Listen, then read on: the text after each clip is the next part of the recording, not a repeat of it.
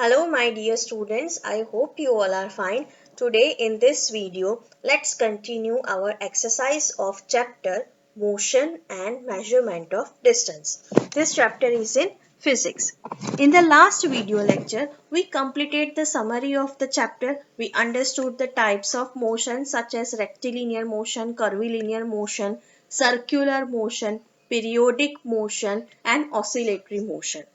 Then after we started exercise and we completed 4 questions which was like objective. Okay, now today in this video we will complete subjective portion. So let's get started. Here comes the first question, that is why can a pace or a footstep not be used as a standard unit of length? Okay footstep pace का मतलब क्या होता है का right hand and right leg and left leg उसके बीच का जो स्पेस होता है वो जो लेंथ है उसको हम बोलते हैं pace okay you can speak foot step also कि 1 फुट स्टेप ओके वो जो लेंथ है उसको आप कंसिडर कर सकते हो अ फुट स्टेप क्लियर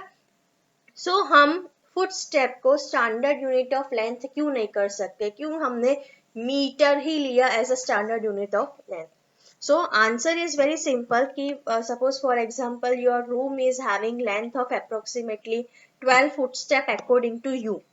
मतलब आप 6 स्टैंडर्ड के बच्चे हो और जब आप वॉक कर रहे हो पूरी रूम की लेंथ में तो सपोज वो 12 फुट स्टेप है लेकिन अगर आपकी ही साथ में अगर आपका यंगर ब्रदर और सिस्टर जो बहुत छोटा है अप्रोक्सीमेटली 1 साल 2 साल सो अगर वो चलेगा सो माइट बी वो उससे ज्यादा भी हो सकता है ज्यादा फुट स्टेप भी हो सकता है उसकी लेंथ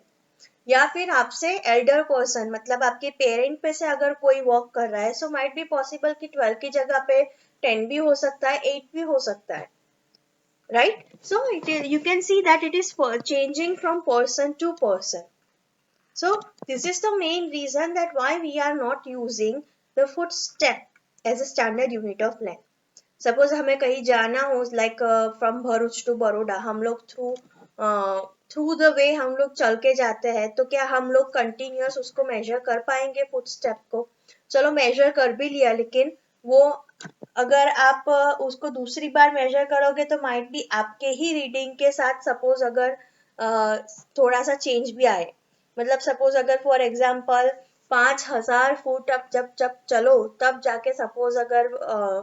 बड़ौदा आता है फॉर एग्जाम्पल ओके लेकिन जब आप बड़ौदा से भरूच वापस रिटर्न हो रहे हो उस टाइम पे माइट बी पॉसिबल दैट 5,002 भी हो सकते हैं या 4,999 भी हो सकते हैं राइट और नॉट ओके सो एक पर्सन का फुट स्टेप है वो एक फिक्स नहीं बोला जा सकता because it is continuously changing okay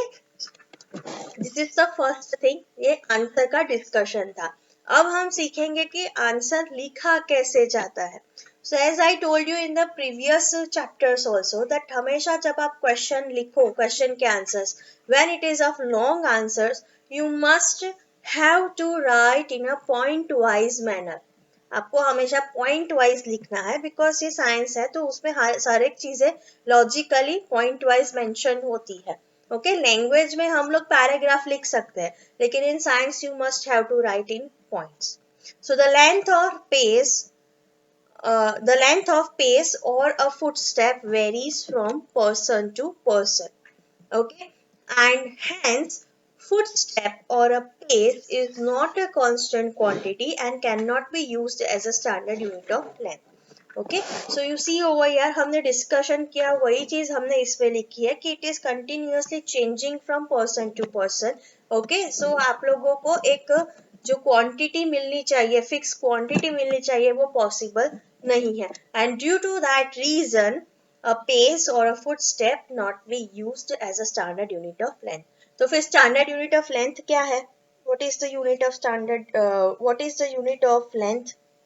yeah right exactly meter is a standard unit of length फिर उसके छोटे भाई कौन कौन से हैं सेंटीमीटर मिलीमीटर बड़े भाई कौन से हैं किलोमीटर राइट और नॉट ओके चलो moving to the next Write the similarity and dissimilarity or difference between the motion of a bicycle and a ceiling fan that has been switched on. मतलब इस question में क्या पूछा गया है that in this question you have to show some similarity मतलब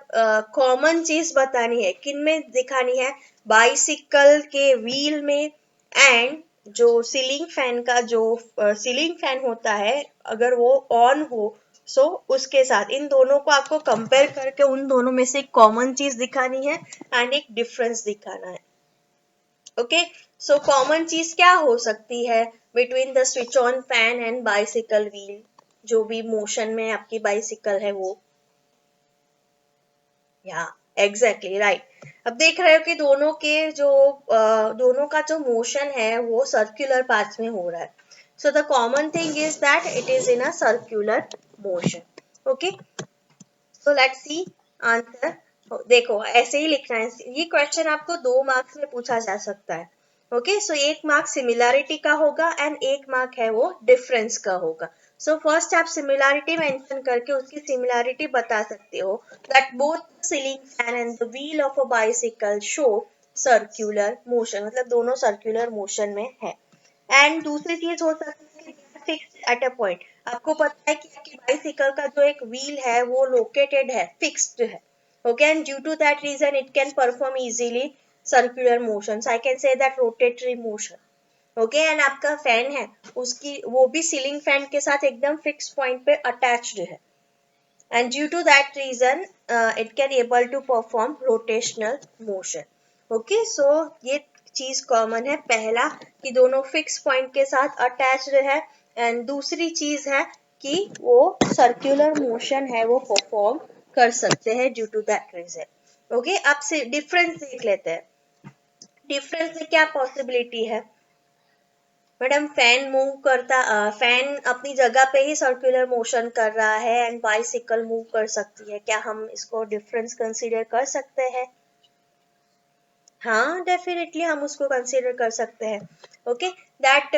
the fan is fixed at a point the wings are just performing circular motion while whenever you pedal the bicycle at that time you see that their wheels are performing circular motion but साथ साथ में आपकी bicycle pedal लगाने से क्या कर रही है आगे भी जा रही है एक दूसरा मोशन भी कर रही है जिसको हम रेक्टिलिनियर मोशन बोलते हैं so difference is this only that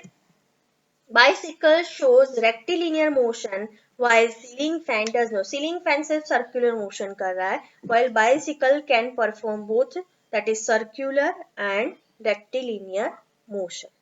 okay now moving to the next that is why could you not use an elastic measuring tape to measure distance what would be some of the problems you would meet in telling someone about the distance you measured with an elastic tape? Okay? Question में पूछा गया है elastic सबको पता है okay so elastic आपको पता है कि जब आप उसको इस kind of a rubber band आप उसको खींचते हैं तो खींचता है फिर छोड़ दो तो वो रिलीज होके नॉर्मल पोजीशन में आ जाता है elastic right okay so elastic material का यूज कोई भी मेजरमेंट टेप में यूज क्यों नहीं होता हमारी मोस्टली जो भी मेजरमेंट टेप होती है जिसको हम मीटर टेप बोलते हैं सो मीटर टेप एक नॉर्मल प्लास्टिक की फोल्डेबल इजीली हो सकती है ऐसी होती है लेकिन हम उसकी जगह पे कोई इलास्टिक मटेरियल क्यों नहीं यूज कर सकते पहली चीज ओके एंड अगर सपोज हमने इलास्टिक मेजरमेंट टेप यूज कर रहे हैं तो हमें क्या क्या प्रॉब्लम्स है वो आ सकती है ओके सो पहली चीज जो मैंने आपको बोली कि इलास्टिक मटेरियल कैसा होता है कि इफ यू गोइंग वो हमारे फोर्स के ऊपर डिपेंड होता है अगर हम ज्यादा फोर्स से उसको खींचेंगे तो वो बहुत ज्यादा खींचेगी अगर हम बहुत लाइट फोर्स से अगर उसको हम खींचते हैं तो वो थोड़ी कम खींचेगी है ना एंड जब आप उसको ऐसे छोड़ दो तो वो नॉर्मल पोजीशन में आ जाती है okay so that is depend on the person कि वो उसको खींच कैसे रहा है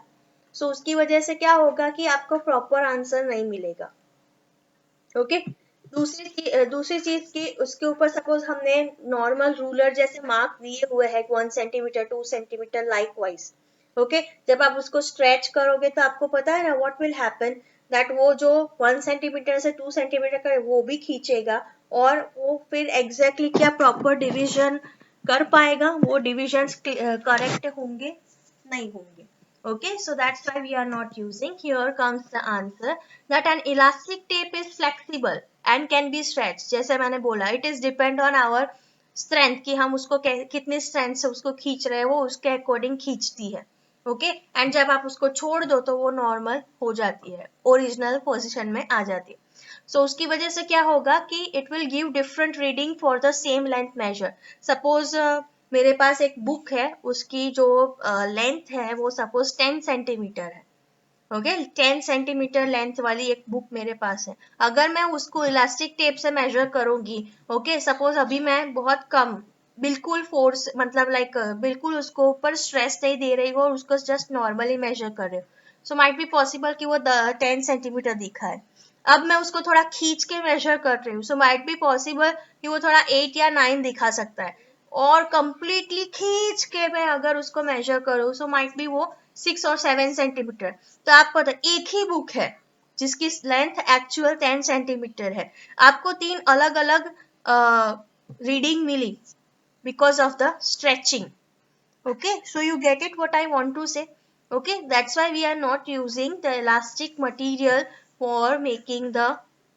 measurement tape, or you can speak that elastic tape is flexible and stretched. That's why the elastic measuring tape will not provide you clear vision. Okay, so therefore it is impossible to measure accurate distance from an elastic measuring tape.